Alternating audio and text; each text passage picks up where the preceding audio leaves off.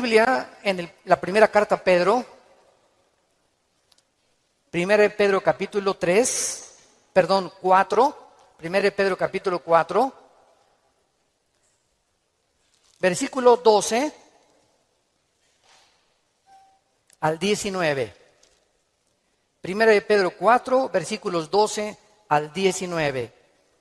Amados, no se sorprendan del fuego de prueba que os ha sobrevenido, como si alguna cosa extraña les aconteciera, sino gócense por cuanto son participantes de los padecimientos de Cristo, para que también en la revelación de su gloria se gocen con gran alegría.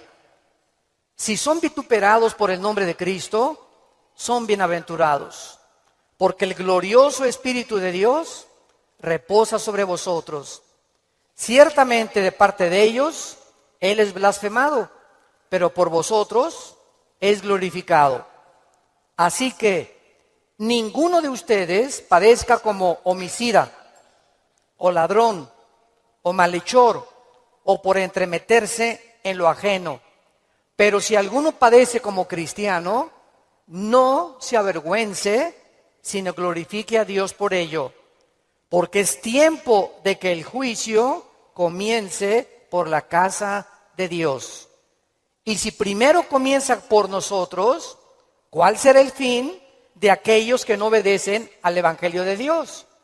Y si el justo con dificultad se salva, ¿en dónde aparecerá el impío y el pecador?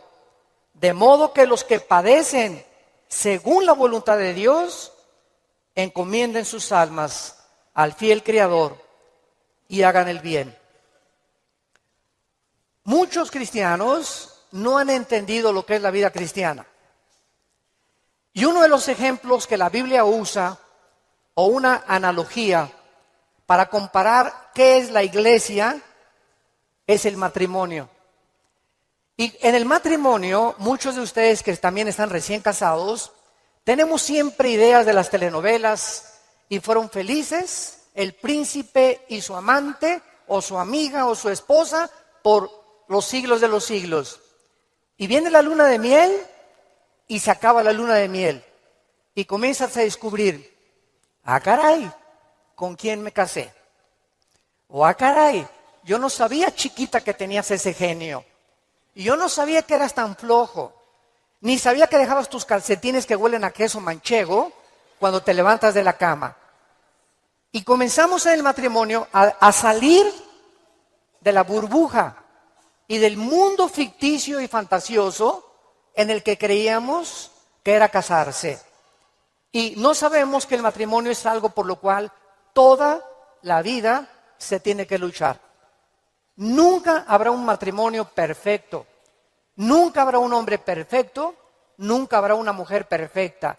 Por eso el matrimonio es para dos discípulos de Cristo.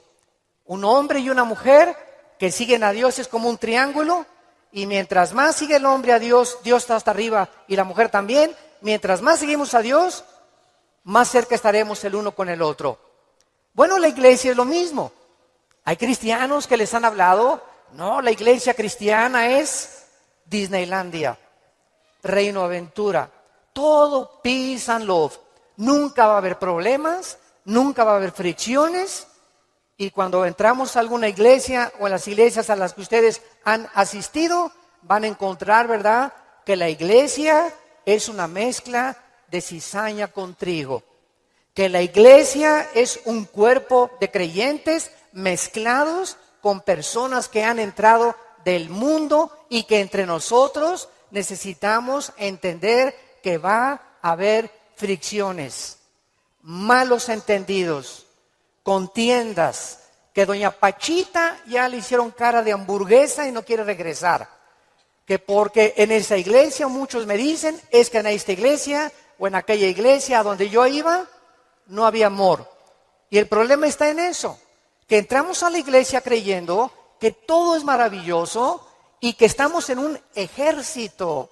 Somos soldados en un campo de batalla, en un mundo ocupado por el enemigo. donde nosotros vamos de paso. Todo lo que construyamos, todo lo que invertamos en este mundo, se va a quedar. Y cuando este mundo sea destruido, lo único que va a sobrevivir son las almas. Son las almas. Y esta es la razón por la cual debemos vivir por las almas y poner como prioridad las almas que Jesucristo ganó en una cruz con su propia vida. Todos los cristianos vamos a experimentar pruebas. Vean ustedes aquí antes de Pedro se encuentra Santiago en el capítulo 1. Santiago era hermano de Jesucristo. Fue uno de los hermanos de Jesucristo, Santiago. Y él está escribiéndoles a los cristianos que comenzaron a ser perseguidos por el Imperio Romano. Y vean ustedes el consejo que Santiago comienza a delinear. Santiago 1, versículos 2 y 3. Hermanos míos, tengan por sumo gozo cuando se hallen en diversas pruebas, sabiendo que la prueba de vuestra fe produce paciencia. Sabemos entonces que todos nosotros vamos a ser examinados por Dios.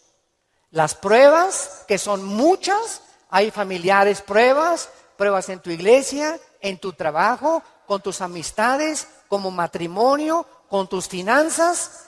Dios prueba el corazón.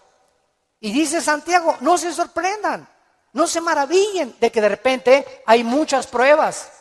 Y en lugar de que la oposición y las pruebas puedan menguar nuestro ánimo, dice Santiago, ¿verdad? Está probándose nuestra paciencia y nuestra fe. Vean ahora aquí, le damos vuelta a primera de Pedro, otra vez, capítulo 1. Y dice el versículo 6 y 7, en lo cual vosotros se alegran ahora, aunque un poco de tiempo. Si es necesario, tengan que ser afligidos en diversas pruebas, para que sometida a prueba vuestra fe, mucho más preciosa que el oro, o sea, ¿por qué tiene que probar Dios nuestra fe? Porque es lo más valioso que Dios nos ha regalado. Lo más grande que tenemos es la fe. Y si queremos agradar a Dios, lo tenemos que agradar a través de la fe. Porque sin fe es imposible agradar a Dios. Por lo cual tenemos que entender por qué vienen pruebas, por qué me robaron mi coche, por qué tuve este problema con mi esposa, por qué este problema con mis hijos, por qué este problema en la iglesia, por qué este problema en el trabajo, por qué está el mundo ahorita como una olla hirviendo, donde las naciones están a un punto de una conflagración internacional. Aunque sabemos bíblicamente que si explota una guerra en Europa o en el Medio Oriente, no es todavía la tercera guerra mundial. En estos últimos meses, todas las invitaciones que he recibido han sido en radio, en televisión, con iglesias, con alianzas de pastores, para explicarles que esta guerra no es la tercera guerra mundial, que la Biblia nos habla claramente que falta mucho para la tercera guerra mundial y que este es lo que va a pavimentar el camino para el surgimiento del anticristo en el Medio Oriente. Entonces, estas pruebas, dice la Biblia, son importantes porque nuestra fe es la que tiene que ser probada. Ya sea en el trabajo, en la escuela, en el vecindario, etcétera, etcétera. Estamos rodeados de personas que no les caes bien porque eres cristiano.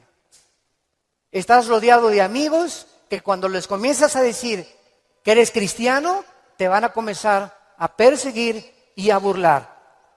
Porque el mundo está bajo el control del maligno y nosotros vamos de paso nada más. Somos un ejército que venimos a resistir al mal. No nos mandó Dios a terminar con el mal.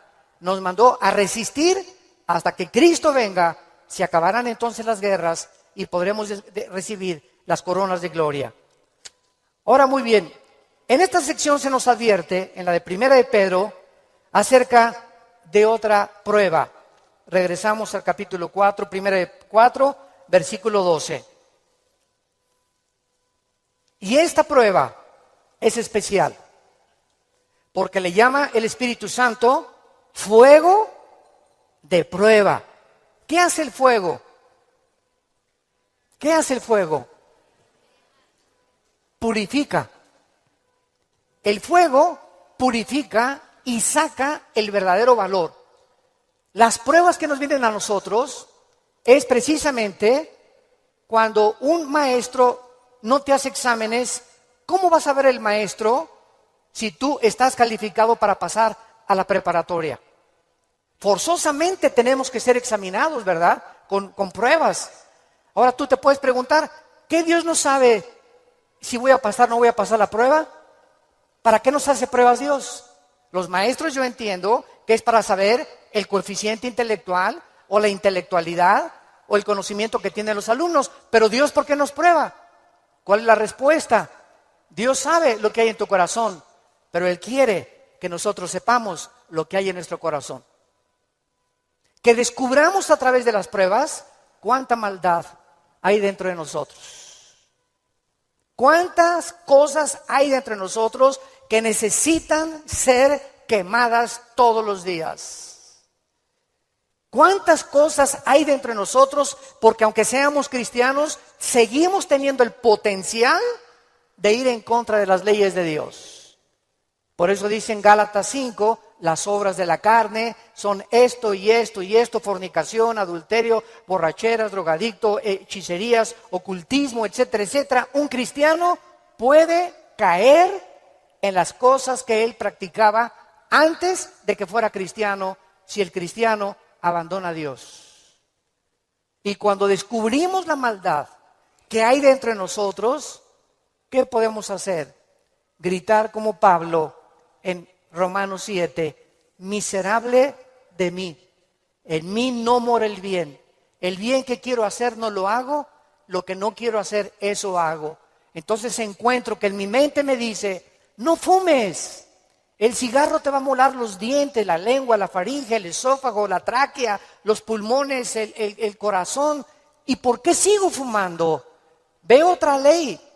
Mi mente me dice, estás mal, pero mi corazón me dice, hazlo. Y mi carne le gana a mi razonamiento.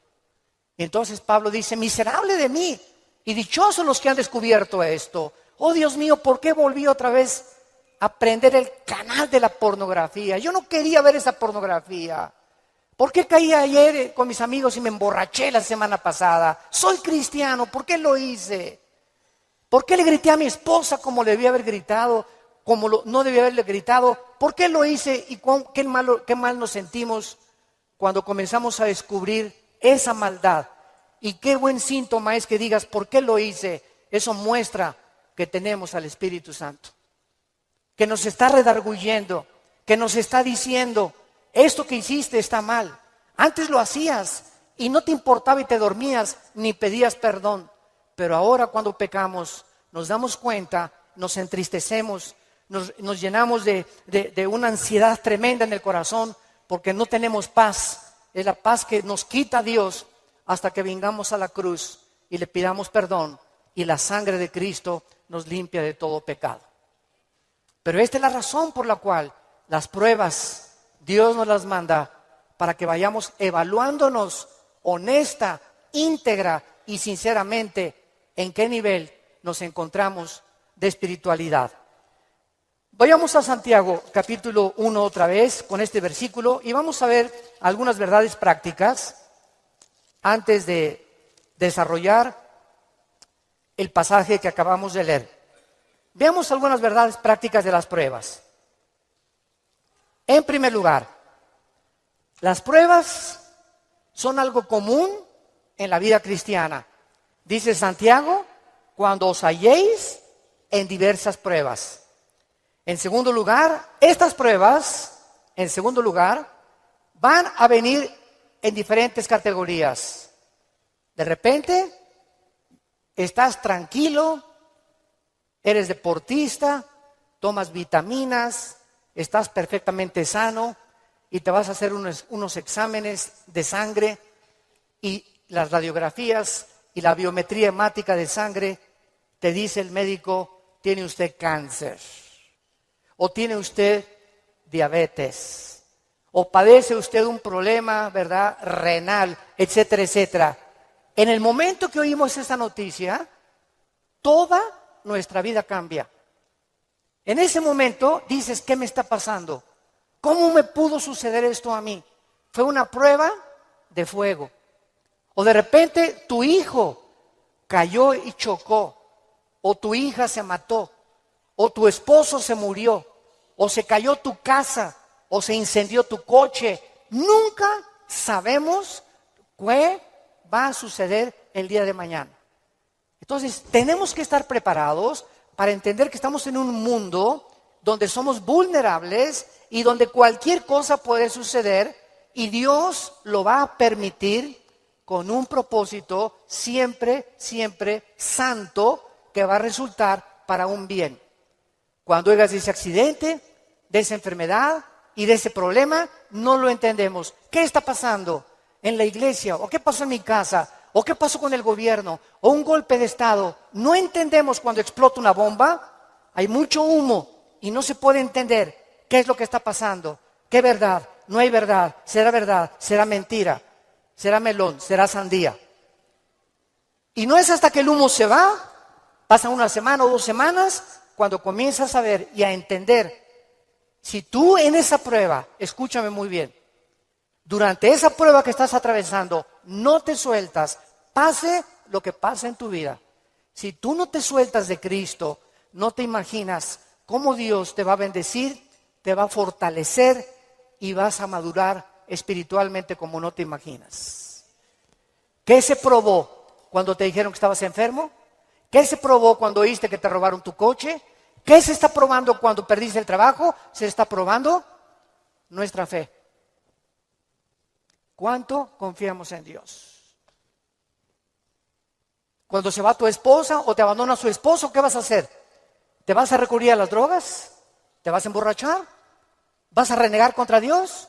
¿Para eso soy cristiano? ¿Me quitaron mi trabajo? ¿Por qué si yo diezmo regularmente me quitan mi coche? Dios, yo no lo entiendo. ¿Y por qué me corren de mi trabajo si sabes que tengo que mantener a mi familia? Dios está buscando que nosotros veamos nuestra reacción, porque nuestra reacción determina el nivel espiritual que tenemos de fe. Y es precisamente en esas pruebas, en esas reacciones, donde Dios sabe cómo vas a reaccionar. Vamos rápidamente a Génesis capítulo 22. En el Antiguo Testamento, y veamos la prueba de fuego que pasó a Abraham.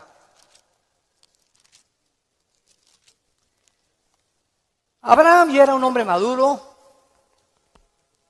ya tenía el hijo de la promesa, Isaac. Y a Abraham se le llama en Romanos capítulo 4 el padre de la fe. Por algo será, ¿verdad? Por algo será, porque son las pruebas de fuego las que nos gradúan en el ejército de Dios. Las pruebas, no las muchas pruebas, nos van preparando, pero hay una prueba de fuego que es nuestra graduación. Cuando ya Dios se da cuenta que no importa lo que pase en tu vida, nunca te soltarás de Él. Nunca blasfemarás de su nombre, nunca te llenarás de rencor ni de amargura contra nadie. Hayan hecho lo que te hayan hecho o lo que nos hayan hecho, el veneno más grande que nos impide graduarnos es la amargura. Es el veneno más grande de la vida cristiana.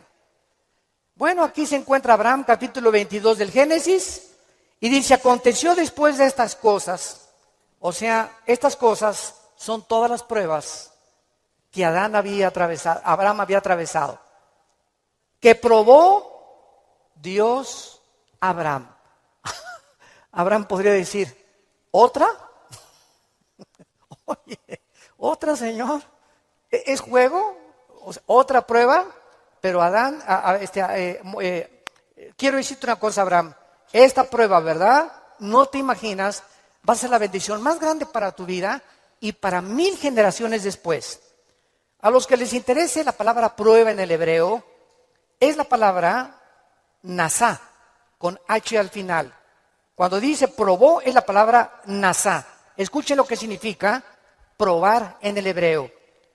Manifestar el corazón por medio de la presión.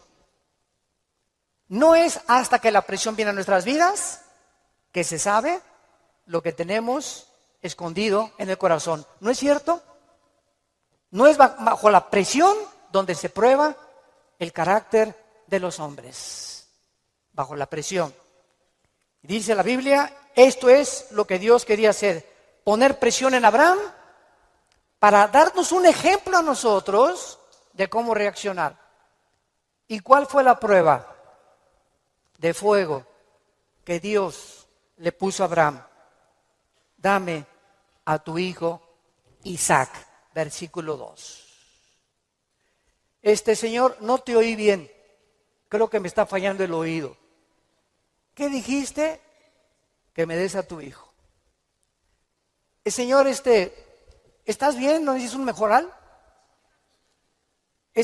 ¿Me estás hablando? ¿Eres tú? ¿No será un demonio el que me estará hablando? Señor, tú me dijiste que este hijo era el hijo de la promesa, no era Ismael. Tú me prometiste que era Isaac y la semilla de Isaac, el esperma de Isaac, la descendencia de Isaac, donde el Mesías, el Salvador que has prometido, iba a venir. ¿Cómo me lo pides? ¿Y cuál es la respuesta de Isaías 55, 8 y 9? Mis pensamientos no son vuestros pensamientos, y mis caminos no son vuestros caminos, ovejas santas, amadas de Dios.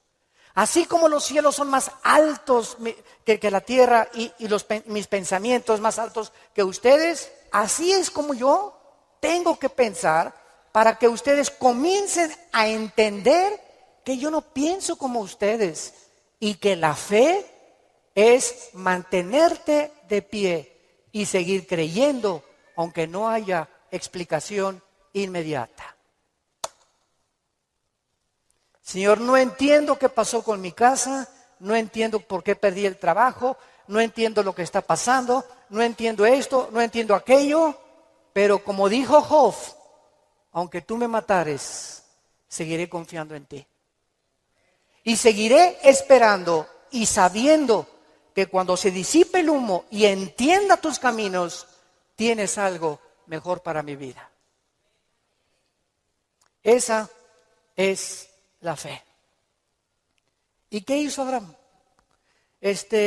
No abrió la boca, no discutió. No vemos aquí que se puso al brinco con Dios. Abraham, Isaac, ven hijo mío. Muchachos, los siervos de Abraham, traigan la leña. Y entonces los dejó ahí en el monte a los siervos y agarró a Isaac y comenzaron a subir al monte Moriah. Escuchen, el monte Moriah fue donde Dios no perdonó a su hijo. Dios perdonó a Isaac, pero Dios no perdonó en el mismo monte a su hijo Jesucristo 4000 años después. Y cuando iban camino al monte, le dice Isaac a Abraham, Padre, ¿dónde está el sacrificio? Y Abraham no le dice nada. Dios proveerá. Y entonces se acuesta Isaac y lo amarra a Abraham, y cuando levanta la mano, dice el versículo 10 y el versículo 11, y extendió Abraham su mano y tomó el cuchillo para degollar a su hijo. Entonces el ángel de Jehová le dio voces desde el cielo y dijo, Abraham, Abraham. Y él respondió, heme aquí. Y dijo, no extiendas tu mano sobre el muchacho, ni le hagas nada, porque ya conozco que temes a Dios, por cuanto no me rehusaste darme a tu hijo. Dios, síganme con cuidado, no estaba buscando el sacrificio de Isaac. Dios estaba buscando el sacrificio de las emociones y los sentimientos de Abraham.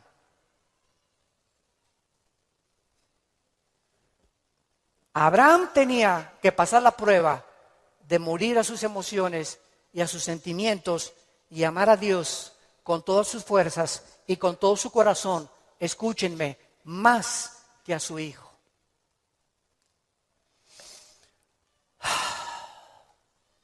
En el Nuevo Testamento se acercaron a Cristo, se los voy a explicar con más detalles, y le dijeron, ¿cuál es el más grande mandamiento?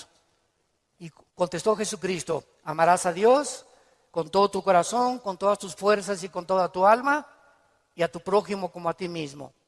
Muy bien, hace algunos años yo le pregunté, orando le pregunté a Dios, porque alguien, ¿verdad?, me metió una idea satánica, un ateo, en un hotel, me acuerdo que se acercó y me dice, oiga, señor Alducin, el Dios que ustedes adoran es un misógeno, es un ególatra, es un Dios que solamente busca a Él, que nada más dice, ámame a mí con todo tu corazón, más que a tu esposa, más que a tus hijos. ¿Cómo puede ser esto posible? Me dijo este ateo. ¿Cómo puede usted reconciliar a un Dios que nos diga que lo amemos más a Él que a la propia familia? Y entonces me fui muy confundido. Me comenzó a dar vuelta, porque en ese momento me quedé así, ¿verdad? Le dije, ¿sabe una cosa? Voy a orar y le prometo que voy a buscar una respuesta de Dios. Nadie me había hecho nunca ese ataque a mi fe. Entonces pasó como unas 2 semanas, me puse a orar, ayuné como 2 días buscando esta respuesta y fue tan clara de parte de Dios. Y el Señor me mostró en la Biblia lo siguiente. Mira, hijo, me dice Dios, cuando yo les pido a ustedes, ámenme con todo mi corazón y con toda mi mente, ¿saben por qué se los pido? Porque tu mamá, tu esposa y tus hijos y tu perro Fido y tu cotorro y lo que más amas en tu vida y tu jarrón chino y la casa que tienes y que la amas, todo lo vas a perder y al final de tu vida te vas a quedar solo. Todos nos quedamos solos al final de la vida. Los hijos se tienen que ir, si no se casan, se mueren, la esposa tiene que morir, él tiene que morir, escúchame muy bien. Y si tú tenías todos tus afectos en tu hijo que se fue, o en tu esposo que se fue, o en tu perro que te quitaron, cuando se vaya tu hijo, cuando te quiten a tu esposo, cuando te abandone tu mujer, te vas a hundir porque no tendrás las fuerzas de seguir viviendo. Pero cuando amas a Dios con todo tu corazón y con toda tu alma, y pierdes algo por acá, y pierdes algo por acá, y pierdes esto y por acá, ese amor que tú le tienes a Dios es el que nos sostendrá para seguir viviendo con Él, con las fuerzas de seguirlo amando. Denle gloria a Dios, de verdad.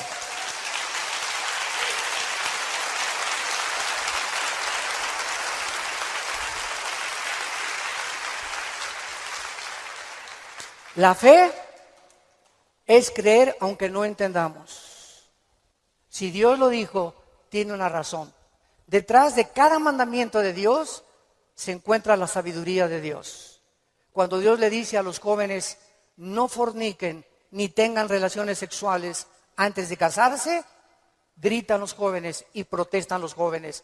¿Nos quieres quitar la felicidad? ¿Qué tiene? ¿Así nos vamos a conocer mejor antes de casarnos? Pero detrás de esa prohibición que Dios tiene es el inmenso amor que Él nos dio desde la cruz. Por amor te lo digo, jovencita, te dice Dios, por amor que te tengo, joven que me escuchas. Tú no te imaginas las consecuencias de la fornicación. Vas a los 18, 19 años a ver crecer tu pancita, te vas a tener que salir de la escuela, él va a resultar con que no te quiere. Es increíble que por no haber puesto ustedes freno en sus relaciones meses antes, hayan ustedes acabado en un pecado que se llama la fornicación. Dios es sabio y nos dice a los casados, no cometerás adulterio. Dice Salomón en Proverbios 6, versículo 32, el que comete adulterio es falto de entendimiento, corrompe su alma el que tal hace. El que comete adulterio echa a perder su matrimonio, sus hijos, los celos, la infidelidad, que tarda años en poder levantarse. ¿Y todo por qué? Por tu ego, por tu orgullo, por tu vanidad de querer irte con una muchacha más joven o con otro hombre sin tomar en cuenta a tu propia familia. Es el ego siempre el enemigo de nuestro Dios. Dios sabe por qué nos da las provisiones que nos da, porque nos ama y quiere lo mejor para nuestra vida. Y finalmente aquí en estas verdades prácticas en Santiago encontramos también, ¿verdad?, que las pruebas prueban la fe que tenemos y la fe nos muestra cuánto confiamos en Dios. Dice en el Salmo capítulo 11, versículo 1 y 2. En Jehová he confiado. ¿Cómo decís a mi alma que escape al monte cual ave? Porque aquí los malos tienden el arco, disponen sus saetas sobre la cuerda para asaetear en oculto a los rectos de corazón.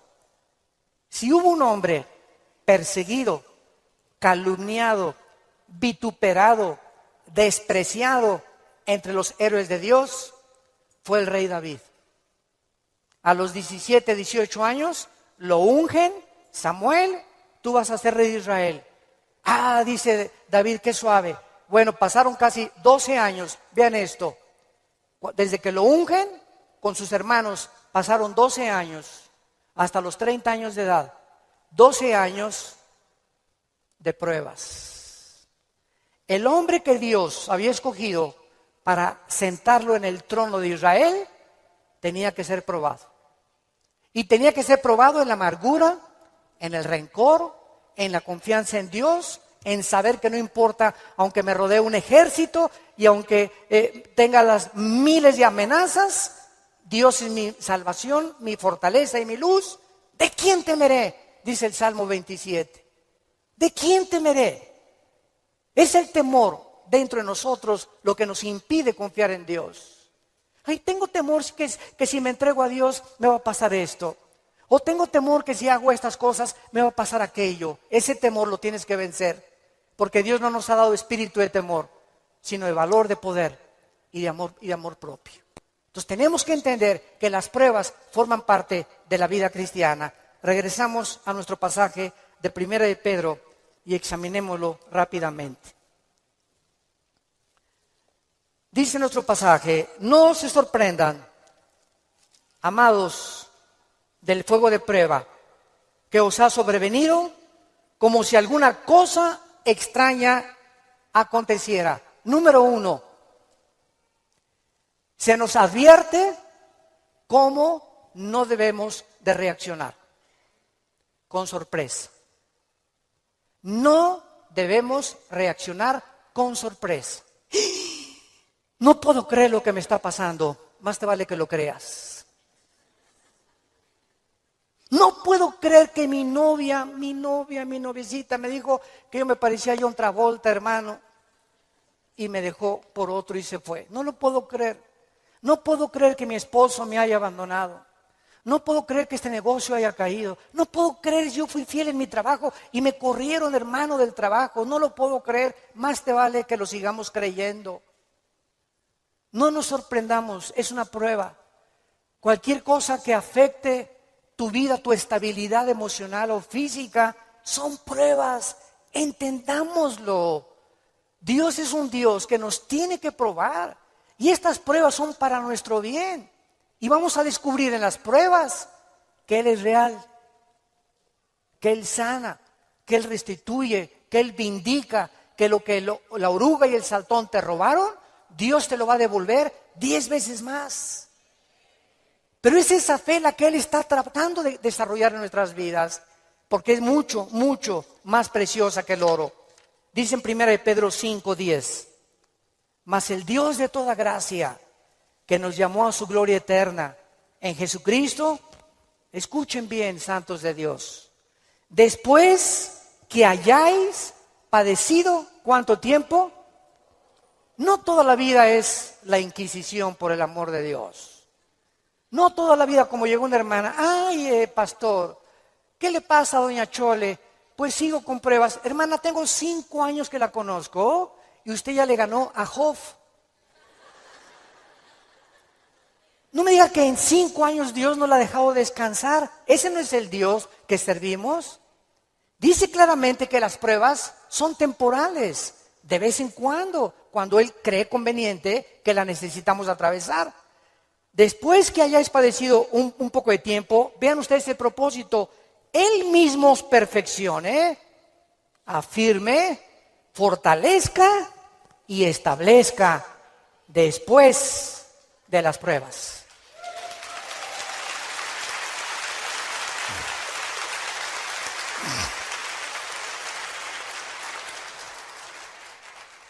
Ahora, veamos lo que tenemos que hacer. Primero de Pedro, en nuestro pasaje capítulo 4, versículo 13. Número 1, se nos manda que cuando te digan, te robaron tu coche, se fue tu esposo, se fue tu esposa, te pasó esto, te pasó aquello, te goces. Cualquiera diría, ¿está usted loco? ¿Está usted loco? ¿Cómo voy a gozar cuando me dijeron que tengo diabetes? ¿Cómo voy a gozar cuando me robaron la cartera, el cristalazo que me... Hermano, ¿no está viendo cómo estoy? Que tengo aquí un martillo para encontrar el que me rompió el carro. Le voy a dar un martillazo en la cabeza si me lo encuentro. O mi esposo, ¿verdad? Con la cara de cocodrilo. Qué bueno que se fue el cocodrilo y que se fue, ¿verdad? Ten mucho cuidado que tu reacción sea de gozo. Y les voy a explicar lo que se encuentra detrás. Cuando Job llegaron y le dijeron, quemaron tu rancho, tus camellos, tus ovejas, tus vacas y tus hijos. Y estoy seguro, por la clase de esposa que tenía, que si ella se lo hubieran llevado, hubiera estado más contento. Y a propósito, Dios se la dejó a ella. Yo entiendo cada vez más a mi Señor. No por ti, mi amor, ¿eh? Mi esposa no va a creer. Y entonces la esposa llega, ¿verdad? Y le dice a Job, maldícelo. Maldice a Dios. Y contesta Job y le dice a la esposa, vean la calidad moral y espiritual y de fe que tenía este hombre en Dios. ¿Qué acaso recibiremos de Dios solo lo bueno y no lo malo? Bendito sea el nombre de Dios, porque Él da y Él quita en su soberanía. Qué tremendo, ¿verdad?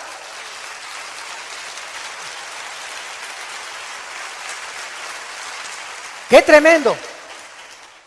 Entonces, en ese momento, cuando somos asaltados por dudas y malas noticias, en otras palabras, porque son malas noticias, en ese momento tengamos mucho cuidado de no permitirle a nuestro corazón que nos gobierne la lengua, porque de la abundancia del corazón habla la boca.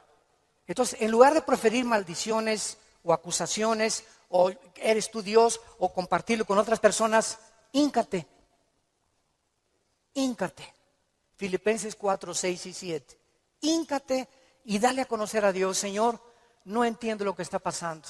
No entiendo por qué me pasó esto, por qué esta enfermedad. Oh Dios, no entiendo, pero quiero seguir confiando en ti. Solo te pido que mientras esto pasa y no lo entiendas, me fortalezcas y me muestres la razón.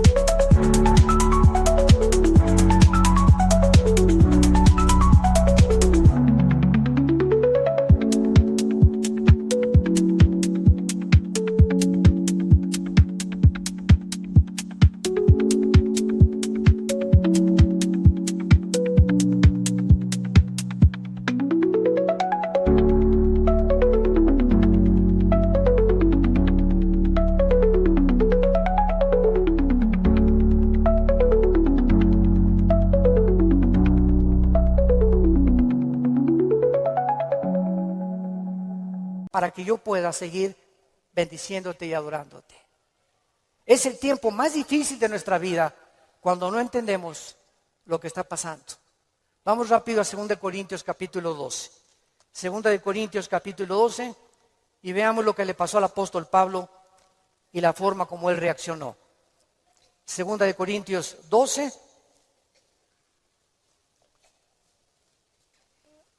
Pablo fue uno de los pocos hombres, junto con Enoc y Elías y el apóstol Juan, que subieron al cielo. En el Nuevo Testamento, Pablo y Juan fueron los dos únicos apóstoles que subieron al cielo sin morir. Fueron sacados de su cuerpo espiritualmente. Y Pablo lo llevó Dios al tercer cielo, donde habita Dios. Y cuando Pablo regresó a la tierra, su espíritu salió de su cuerpo y su espíritu volvió a entrar a su cuerpo. Pablo dice que lo que él oyó allá en el cielo y lo que él vio, no había palabras humanas para poder describirlo. Y como fue una experiencia tan impresionante, pero tan grande, que cabía la posibilidad, dada la naturaleza humana pecaminosa que aún tenemos, Dios tuvo que darle una prueba a Pablo y ponerle un aguijón en su cuerpo físico, alguna enfermedad. Y esta enfermedad no sabemos qué es. Algunos han especulado que era algún problema oftalmológico, porque dicen Gálatas, mira con cuán grandes letras les escribo. Bueno, no sabemos, ¿no? Entonces Pablo tenía algo en su cuerpo que lo atormentaba y se hincó delante de Dios y le dijo: Señor, quítame este aguijón. No, Pablo. Señor, te ruego, quítamelo. No, Pablo. Señor, te lo imploro con mi corazón. Si quieres me voy a la villa y de vuelta de rodillas. Hago lo que tú quieras, quítame este aguijón. Y Dios le contesta y le dice en el versículo 9: y el Señor me ha dicho, bástate mi gracia. ¿Por qué? Porque mi poder, y lo traduzco en el original griego, está en presente continuo. Mi poder se está perfeccionando a través de esta dolencia física que he permitido que tú tengas. Mi poder se está perfeccionando mientras tú estás sufriendo esta enfermedad en la que estás atravesando. Y entonces Pablo, cuando entiende, detrás de lo que no entendía, por qué Dios permite eso en su vida, contesta Pablo y dice: por tanto, de buena gana me gloriaré más en mis debilidades, para que repose sobre mí el poder de Cristo. Hace poco mi esposa y yo estábamos en Dallas, y ¿se acuerdan de este muchacho que no tiene brazos ni piernas? Muchos de ustedes lo conocen. Bueno, su esposa es mexicana, de Chihuahua. Y estuvimos ahí como una hora mi esposa y yo y nuestros 3 hijos compartiendo con ellos en una iglesia de Dallas, y nos querían conocer también a nosotros, bueno, que también conocían nuestro ministerio, etcétera, etcétera. Y cuando yo me acerqué a abrazarlo, a este muchacho, ¿de dónde lo agarro? Nunca había tenido esa impresión, me quedé como paralizado, ¿qué hago, no? Y él me hacía así.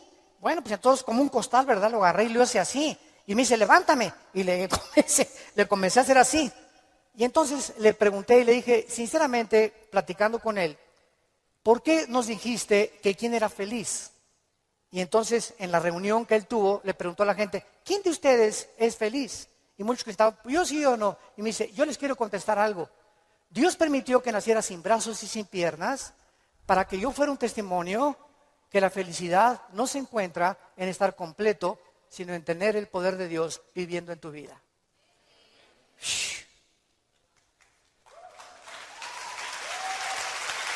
¡Qué tremendo!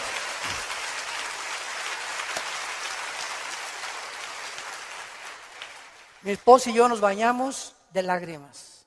Tenemos piernas, tenemos brazos, tenemos casa, con flex, un carro, lo que sea, nuestros hijos, y estamos descontentos.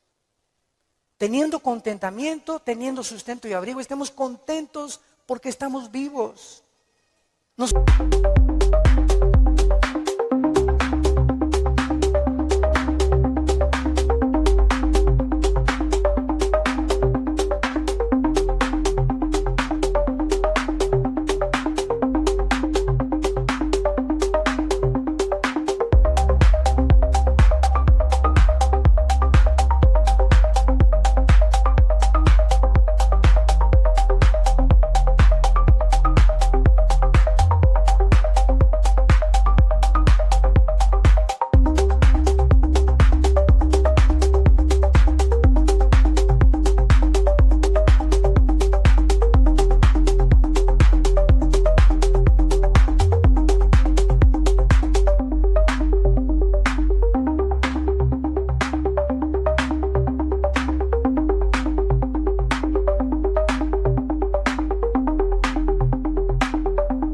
Nosotros estamos completos y él era más feliz que la mitad de los que fueron a escucharlo. Él riéndose, y era una felicidad, ¿no es cierto, Marta? Un gozo sincero. Él no estaba fingiendo, él estaba lleno del poder de Dios. Y transmitía en sus ojos esa paz, ese contentamiento, esa aceptación. Él dijo que a los 12 años se quiso suicidar porque todavía no había aceptado a Cristo. Y se metió y dice, ¿cómo me suicido? ¿Con qué? Ni modo que agarre una pistola y le haga así, ¿verdad? Se metió a la tina del baño y con la boca abrió la llave y se quería morir ahogado. Y cuando estaba el agua subiendo, muchos de ustedes que ya han oído su testimonio, yo lo traigo grabado en mi iPhone, dice que en ese momento dijo, si yo me quito la vida, nunca podré compensarles a mis padres y los haré culpables a mis padres, porque siempre se lamentarán porque yo nací así, y si hay un Dios, nunca conoceré el propósito por el cual permitió que yo naciera sin brazos y sin piernas. Y apagó la llave y le dijo, yo no entiendo, al año se convierte a Jesucristo. Y ha ganado millones de almas. Dios dicen que hay uno entre 15 o 20 millones de seres humanos que nacen así. A este muchacho Dios lo escogió Dios para dar un mensaje al mundo. La felicidad no está en el dinero, ni en tener salud, ni en tener casa, ni en tener vehículos, sino si tú tienes a Jesucristo y la paz de Él que sobrepasa todo entendimiento.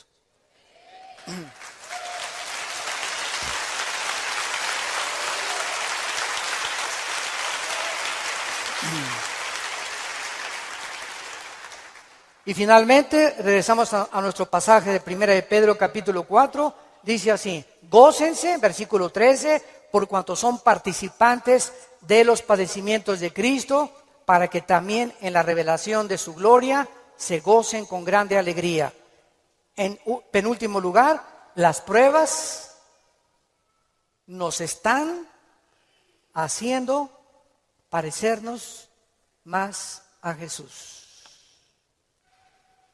Porque es precisamente en las decepciones, en las desilusiones, en las traiciones, en la persecución, en el abandono de tu esposa, en la muerte, etcétera, etcétera, en todas estas cosas que forman parte de la vida, donde comenzamos a entender que no nos sorprendamos, estamos en un mundo muy feo, donde el pecado abunda. Este grupo de ISIS en el Medio Oriente ya no son seres humanos, son zombies, son monstruos, seres humanos deshumanizados completamente, sin ningún sentimiento, sin ninguna emoción, sin ningún corazón, ninguna conciencia. A los niños ahora los enseñan a ellos y a las víctimas les corten la cabeza y jueguen fútbol con las cabezas para desensibilizarlos y deshumanizarlos a los 8 años de edad. Ese es el mundo que vivimos. ¿Nos sorprende? No nos sorprende, porque la Biblia dice, 2 Timoteo 3, vendrán tiempos feroces, peligrosos, hombres amadores de sí mismos, donde no les importará absolutamente nada más que su ego y su propia vanidad, y el imperio y el espíritu del control. Todo espíritu que quiera controlar y dominar a los demás es un espíritu de brujería. ¿Se acuerdan a Cristo antes de morir? Que llegan los hijos de Zebedeo con la mamá. Oye, cuando vengas, quiero que mi hijo Pancho y Pancholín se sienten junto a ti. A este nómbralo ministro de Hacienda y procurador de la República. Y entonces Cristo, viendo que sus discípulos estaban a punto de morir crucificados, estaban buscando posiciones de liderazgo y de control y de autoridad. Y les dice Cristo, eso los reyes de la tierra, los gobernantes buscan estas cosas, dominar y controlar a los demás. Y esta es la razón de tantas dictaduras, de tantos gobiernos estatistas y totalitarios, personas que quieren seguir gobernando y tener el control de las gentes, pero en ustedes no debe ser así. Y Cristo nos da el secreto, el que quiera ser grande de todos nosotros, lávele los pies a los demás. Sea siervo de los demás. No busques grandezas para ti, busca servir. Porque el más grande entre nosotros siempre será el que siga las pisadas de su maestro. Gracias por tu palabra, Señor, en esta mañana. Gracias, Señor, porque si somos vituperados en el nombre de Cristo, somos bienaventurados.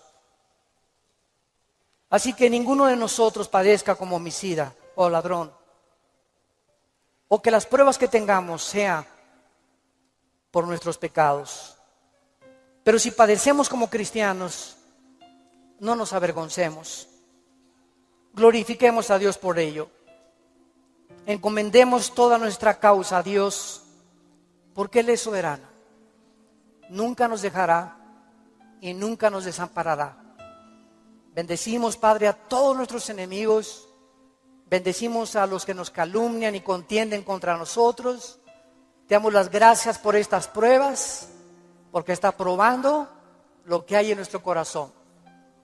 Si no perdonamos 70 veces 7, no hemos crecido en la gracia y el conocimiento de Jesucristo. Si hay alguna persona en esta mañana que aún no tiene a Jesús, que aún no tienes este corazón que Dios quiere que tú tengas, esta comprensión de la vida espiritual y de lo que es la iglesia y el cristianismo, ven a la cruz, entrégale tu vida diciéndole estas palabras, ahí con todo tu corazón. Señor mío y Dios mío, te pido perdón por mi vida, por mis pecados, por mi rebelión a mandamientos que antes no entendía.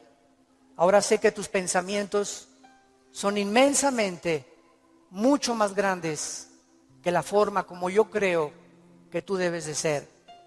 Tú me creaste y me hiciste nacer con un propósito en la vida. Gracias por la salud que tengo en este momento, por el matrimonio que tengo, por los hijos que nos has dado, por el fruto que traigo en mi vientre, por la casa que tenemos, por todo lo que nos rodea, por el agua, por la luz, las montañas, los cambios de clima. Te bendigo, Señor, haberme puesto en este planeta donde te puedo conocer.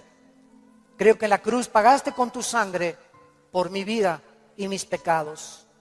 Y te pido, Jesús, porque creo que a los 3 días resucitaste de los muertos, que entres a mi corazón como mi Señor y mi Salvador. En el nombre de Jesús.